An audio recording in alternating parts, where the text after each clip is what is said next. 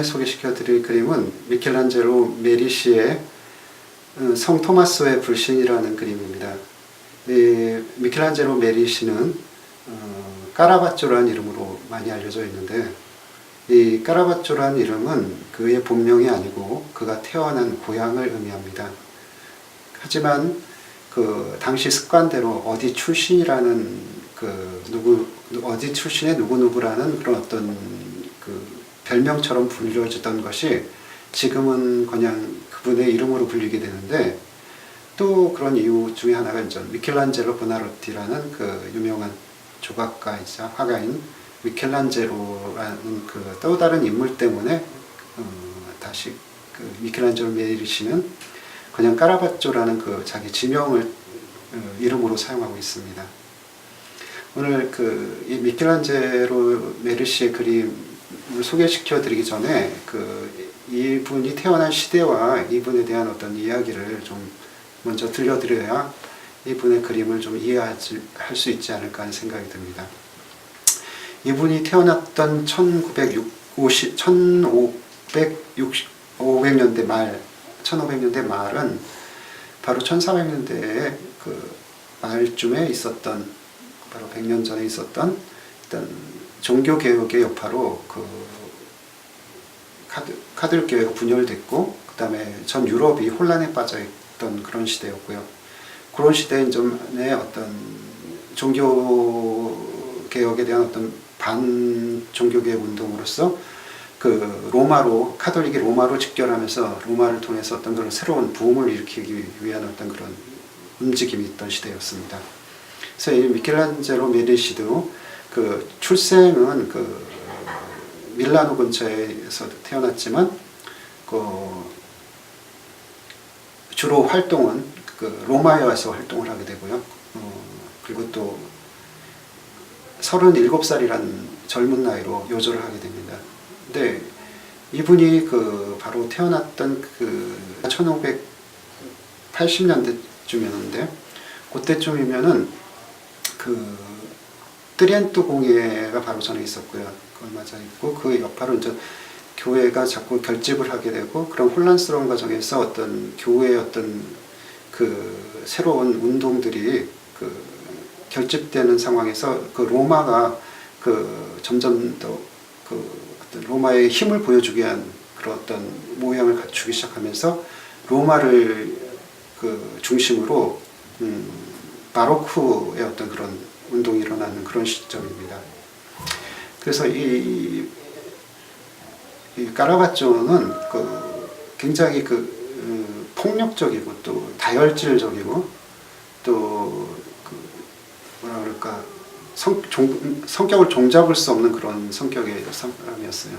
그래서 싸움도 많이 하고 말썽도 많이 일으키고, 그리고 또 결국에는 마지막에 가서 결국은 살인까지 하고 쫓겨다니게 되는 그런 어떤 기구한 일생을 살게 되는데, 그런 시대적인 상황과 그리고 그 사람의 어떤 그런 성격, 가지고 있는 어떤 어쩔 수 없었던 그 성격이 바로 이제 천재성을 통해서 드러나게 되는데, 오늘 첫 번째 보여드릴 그림은 성 토마스의 불신이라는 그림입니다. 이 그림은 우선 보시면 한 장의 큰 그림에 4명의 인물이 등장하고 있고요. 지금 시청하시는 분들의 관점에서 왼쪽에 보면 예수님이 이렇게 혼자 차지하고 있고요. 그 반대쪽에 3명의 인물이 몰려져 있습니다. 그래서 이 그림의 중심에 두 주인공 성 토마스 그리고 예수님이 이제 나오고 있고, 그 너머에 이제 두 다른 사도들이 나타나고 있습니다. 이 사건은 성서에 나오는 토마스 이야기를 갖다 그림으로 표현한 것인데, 이 그림 속의 특징은 보시는 분들은 아마 직감하셨을지 모르겠는데, 다른 성화와 달리 어떤 거룩함이라는 것에 대한 어떤 그런 것들이 배제되어 있어요. 가장 특징적인 게 하나가 뭐냐면 바로 예수님과 12 사도들의 이야기인데 후광을 표현하지 않았어요. 그래서 굉장히 이 사건을 모르는 사람이 이 그림을 봤을 때 그냥 어떤 세속적인 어떤 인물들이 나와서 어떤 그런 이야기나 어떤 장면으로 보여질 수 있을 만큼 그 단순화되어 있고 세속적인 그림으로 변해 있다는 것이죠. 그래서 다시 자세히 보시면은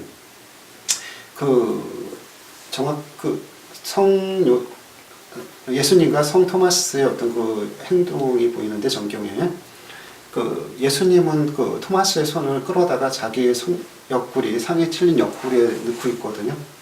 근데 보시면 예수님의 얼굴은 거룩함과는 거리가 멀고, 자기 상처에 휘짓고 들어오는 토마스의 손가락 때문에 고통을 참고자 하는 그런 일그러진 얼굴을 보여주고 있어요. 그렇게 어쩔 수 없는 고통을 느끼는 인간적인 모습을 보여주고 있다는 것이죠. 또한 이 성 토마스의 손을 좀 더 자세히 들여다보면 이 손톱에 막 때가 꼬질꼬질 껴 있어요. 그래가지고 이 더러운 손도 그렇고, 무슨 시장바닥이나 어디 노가다에서 일하던 막 왔던 그런 사람의 모습처럼 천박한 어떤 그런 길거리에서 만나는 그런 모습을 띠고 있거든요. 당시로서는 처음에 까라바쪼가 처음 그림을 그렸을, 성화를 그렸을 때 사람들에게 굉장히 논란이 됐던 점들이 많은데, 그 당시에 어떤 그런 화가들이 그리지 않는 모델들을 쓰고, 어떤 내용도 어떤 성스러움과는 거리가 멀고, 또 그리고 거기에 나오는 어떤 내용들도 좀 획기적으로, 뭐랄까, 그 당시 어떤 그림의 소비층이 교회였는데, 그 교회와의 어떤 그런 입장에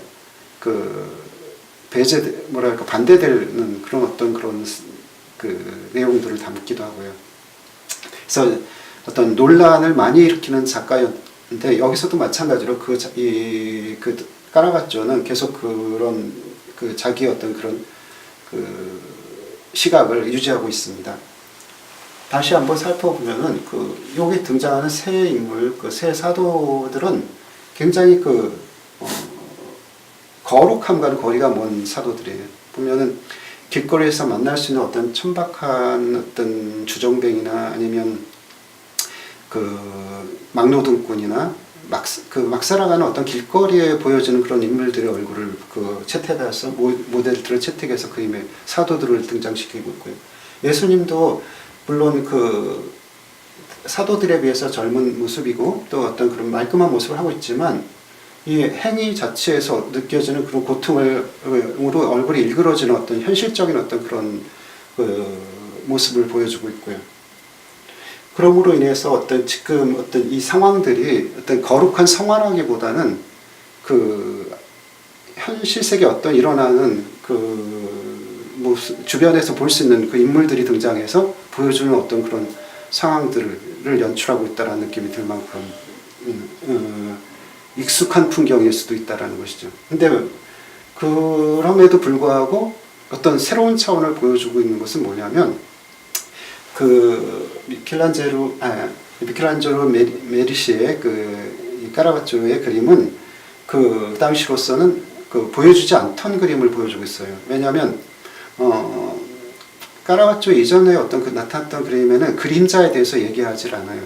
어둠에 대해서. 근데 이 까라바쪼가 등장함으로 해서 그림에 있어서 어둠이라는 것이 굉장히 중요한 어떤 모티브로 등장하게 되는데, 어둠이라는 것은 뭐냐면,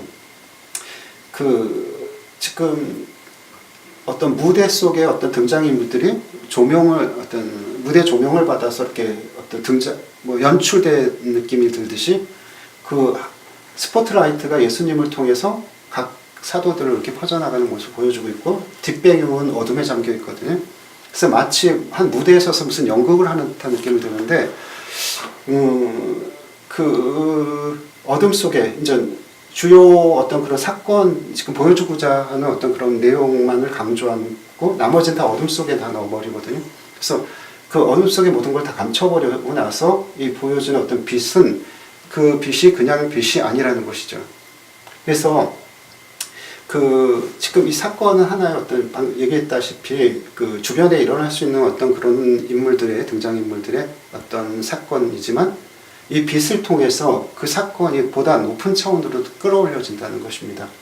왜냐하면 이 지금 왼쪽에서 들어오는 이 빛은 예수님한테 그 강한 스포트라이트를 주고 그 빛이 이제 사도들에게 번져나가는 그런 형국을 띠고 있는데, 이 빛은 현실 속의 빛, 이 사람들을 조명하는 빛이기도 하지만 바로 영적인 빛이라는 것을 의미하고 있어요.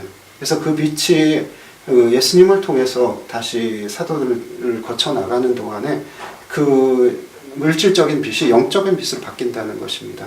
그래서 그 차원에서 그냥 그 현실적인 어떤 그런 주변에 만날 수 있는 천박한 사람들이지만 이 사건의 성서 속의 그 사건은 바로 어떤 딴 나라의 어떤 그 먼 나라 이야기가 아니라 현실감을 준다는 것이 어떤 현실적인 등장인물과 현실적인 어떤 그런 가장 리얼리티한 어떤 그런 세부 묘사를 통해서 더 거룩하게 끌어올린다는 것이죠.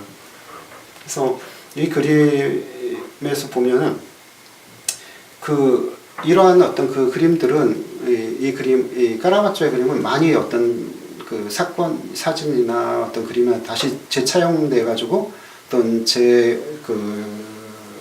어떻게 다시 창조되는 어떤 그 과정을 거치는데, 이런 지금 사진이라든가 어떤 다른 작품들을 통해서 이렇게 다시 보여주고 있어요. 이건 다시 그 그림을 리메이크 해가지고 다시 그린 거거든요.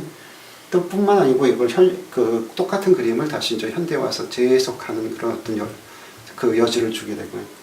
그럼으로 인해서 그 사건을 그 당시에 어떤 그런 이제 까라바초가 살던 시대는 1600년대지만 그 1600년대라 하더라도 그 예수님 시대와는 벌써 1600년이라는 시간이 있고 우리와는 또 2000년이라는 시간이 있습니다만 그 시간을 뛰어넘어서 현실화시키는 어떤 그런 역할을 한다는 것이에요. 근데 그 주변에서 만나는 그 많은 인물들, 어떤 그런 천박하고 볼볼 없는 인물들이지만 그 사건이 조명됨으로 인해서 새로운 차원으로, 더 높은 차원으로 끌어올려지고 영적인 차원까지 보여주고 있다는 것입니다. 그래서 결론적으로 말씀드리면 어떤 바로 그 영적인 어떤 그런 사건들이 따로 어떤 그런 이상화되고 또 어떤 우리의 어떤 이데아 속에서만 머무르는 것이 아니라 현실화적인 어떤 그런 가시적인 어떤 사건들, 그러니까 우리 주변에서 일어날 수밖에 없는 그 수많은 부딪히는 많은 사람들 속에서 현실화되고 육화돼서 바로 우리 주변에 바로 보여지고 있다라는 것이죠. 그래서 그것이 이제 여기서 얻을 수 있는 결론은 뭐냐면 어떤 예수님이 보여주고자 했던 어떤 그런 삶이 동화 속이나 어떤 이야기 속의 것이 아니라 바로 우리의 어떤 그 삶 안에 있다라는 것을 이 까라바초의 어떤 그 천재성은 바로 보여주고 있지 않나 하는 그런 생각이 듭니다.